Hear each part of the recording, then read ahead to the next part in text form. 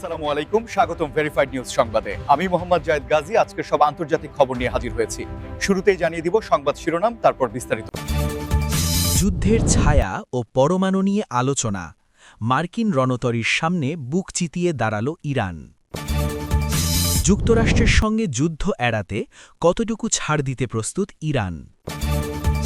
যুদ্ধ চাপিয়ে দিলেও ইউরেনিয়াম সমৃদ্ধকরণ বন্ধ হবে না ইরানের পররাষ্ট্রমন্ত্রী। যুক্তরাষ্ট্রের সঙ্গে যুদ্ধের হুমকিতেও ইরান ভীত হবে না। ইসরায়েলের ওপর ফের ইরানের ক্ষেপণাস্ত্র হামলা। এই বিষয়ে আপনার মতামত কমেন্টে জানান এবং যুদ্ধের সব আপডেট আগে পেতে চ্যানেলটি সাবস্ক্রাইব করে যাবেন। আসসালামু আলাইকুম, স্বাগতম জানাচ্ছি ভেরিফাইড নিউজ সংবাদে। আমি মোহাম্মদ জায়েদ গাজী। এতক্ষণ শুনছিলেন সংবাদ শিরোনাম, এবার বিস্তারিত। মধ্যপ্রাচ্যের আকাশ ও সমুদ্রসীমায় বর্তমানে এক চরম উত্তেজনাপূর্ণ পরিস্থিতি বিরাজ করছে, যেখানে মার্কিন রণতরীর উপস্থিতি এবং ইরানের পরমাণু কর্মসূচিকে কেন্দ্র করে বিশ্ব রাজনীতির নতুন এক মোড় নিয়েছে এবং এই সংঘাতের আবহে দুই পক্ষই নিজেদের শক্তিমত্তার জানান দিচ্ছে। বিশেষ করে পারস্য উপসাগরীয় অঞ্চলে মার্কিন নৌবাহিনীর শক্তিশালী রণতরী এবং উন্নত সামরিক সরঞ্জামের উপস্থিতির বিপরীতে ইরান যেভাবে তাদের প্রতিরক্ষা অবস্থান জোরালো রেখেছে তা আন্তর্জাতিক বিশ্লেষকদের গভীরভাবে ভাবিয়ে তুলছে।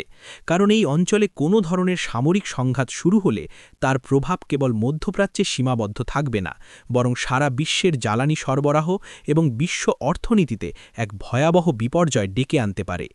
ইরান বারবার দাবি করে আসছে যে তাদের পরমাণু কর্মসূচি সম্পূর্ণ শান্তিপূর্ণ এবং মূলত জ্বালানি চাহিদা মেটানোর লক্ষ্যেই তারা ইউরেনিয়াম সমৃদ্ধকরণ চালিয়ে যাচ্ছে।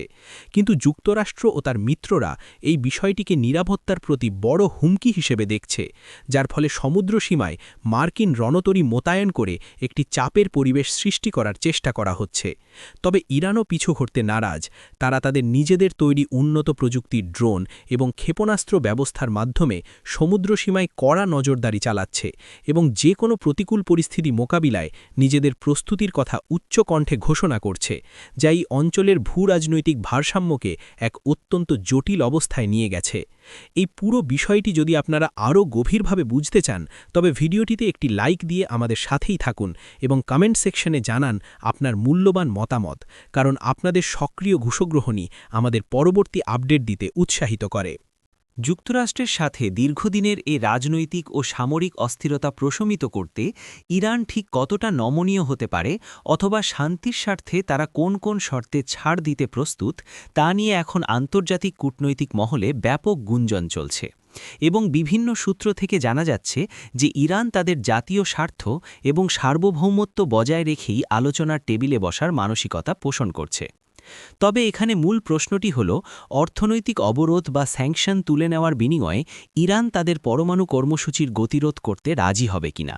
কারণ দীর্ঘ সময় ধরে চলা এই অর্থনৈতিক বিধিনিষেধ ইরানের সাধারণ মানুষের জীবনযাত্রা এবং দেশটির সামগ্রিক উন্নয়নকে বাধাগ্রস্ত করছে। তাই একটি টেকসই সমাধান খোঁজার জন্য ইরানের নীতি নির্ধারকরা হয়তো কিছু কৌশলী পদক্ষেপ গ্রহণ করতে পারেন, তবে তারা কখনোই তাদের আত্মসম্মান এবং কৌশলগত নিরাপত্তার প্রশ্নে আপোস করবেন না বলেই মনে হচ্ছে। কূটনৈতিক বিশ্লেষকরা বলছেন যে যুক্তরাষ্ট্র যদি তাদের আগ্রাসী নীতি থেকে কিছুটা সরে আসে এবং ইরানের জন্য সম্মানজনক কোনো প্রস্তাব পেশ করে, তবেই কেবল আলোচনার মাধ্যমে একটি সুষ্ঠু সমাধান আসা সম্ভব। অন্যথায় দুই দেশের মধ্যে বিদ্যমান এই অবিশ্বাসের দেওয়াল আরও দীর্ঘ হবে এবং আঞ্চলিক স্থিতিশীলতা হুমকির মুখে পড়বে, যা কারোর জন্যই কল্যাণকর হবে না। যারা নিয়মিত এই ধরনের গুরুত্বপূর্ণ খবরের বিশ্লেষণ পেতে চান, তারা এখনই আমাদের চ্যানেলটি সাবস্ক্রাইব করে বেল আইকনটি বাজিয়ে দিন, যাতে কোনো আপডেট আপনার মিস না হয়। ইরানের পররাষ্ট্রমন্ত্রী সম্প্রতি একটি অত্যন্ত দৃঢ় ও তাৎপর্যপূর্ণ বক্তব্য প্রদান করেছেন, যেখানে তিনি স্পষ্টভাবে জানিয়ে দিয়েছেন যে বাইরের কোনো শক্তি যদি তাদের ওপর যুদ্ধ চাপিয়ে দেওয়ার চেষ্টা করে, তবে তারা বিন্দুমাত্র বিচলিত হবে না, বরং তাদের জাতীয় নিরাপত্তার প্রয়োজনে ইউরেনিয়াম সমৃদ্ধকরণ কার্যক্রম আরও বেগবান করবে এবং কোনো চাপই তাদের এই পথ থেকে সরিয়ে আনতে পারবে না। তিনি যুক্তি দিয়েছেন যে প্রতিটি স্বাধীন রাষ্ট্রের অধিকার রয়েছে আধুনিক প্রযুক্তি এবং পরমাণু শক্তিকে নিজেদের উন্নয়নের কাজে ব্যবহার করার, এবং ইরান সেই পথেই হাঁটছে। তাই কোনো অন্যায্য নিষেধাজ্ঞা বা যুদ্ধের হুমকি দিয়ে তাদের এই অগ্রযাত্রাকে থামিয়ে রাখা সম্ভব নয়, বরং এ ধরনের বৈরী আচরণ তাদের নিজেদের সক্ষমতা আরও বাড়ানোর প্রেরণা যোগাবে। ইরানের এই কঠোর অবস্থানের ফলে বৈশ্বিক পরাশক্তিগুলোর মধ্যে নতুন করে আলোচনার পথ প্রশস্ত হবে নাকি সংঘাতের সম্ভাবনা আরও বেড়ে যাবে তা নিয়ে সাধারণ মানুষের মধ্যে উদ্বেগ বাড়ছে, কারণ আন্তর্জাতিক আইন এবং শান্তিপূর্ণ সহাবস্থানের নীতিগুলো যখন লঙ্ঘিত হয় তখন পুরো বিশ্ব ব্যবস্থাই একটি অনিশ্চিত পরিস্থিতির দিকে ধাবিত হয়। তবে ইরান তাদের এই অনড় অবস্থানের মাধ্যমে বিশ্বকে এই বার্তাই দিতে চায় যে তারা চাপের মুখে নতি স্বীকার করার মতো রাষ্ট্র নয়। যুক্তরাষ্ট্রের পক্ষ থেকে আসা ক্রমাগত যুদ্ধের হুমকি এবং সামরিক মহড়া ইরানের সামরিক ও রাজনৈতিক নেতৃত্বকে ভীত করতে পারেনি, বরং তারাই পরিস্থিতিকে তাদের দেশপ্রেম এবং জাতীয় ঐক্য সুসংহত করার একটি সুযোগ হিসেবে দেখছে এবং তারা বারবার বলছে যে কোনো ধরনের আগ্রাসন চালানো হলে তার পাল্টা জবাব দেওয়ার জন্য তারা সম্পূর্ণ প্রস্তুত। এই দৃঢ় সংকল্প কেবল রাজনৈতিক বক্তব্যের মধ্যেই সীমাবদ্ধ নেই, বরং ইরানের সামরিক বাহিনী নিয়মিত তাদের নতুন নতুন প্রতিরক্ষা সরঞ্জাম এবং ক্ষেপণাস্ত্র ব্যবস্থার সফল পরীক্ষা চালিয়ে বিশ্বকে দেখাচ্ছে যে তারা আধুনিক যুদ্ধের জন্য কতটা প্রযুক্তিগতভাবে উন্নত এবং কৌশলী, যা যুদ্ধের ঝুঁকিকে হয়তো কিছুটা কমিয়ে আনতে পারে।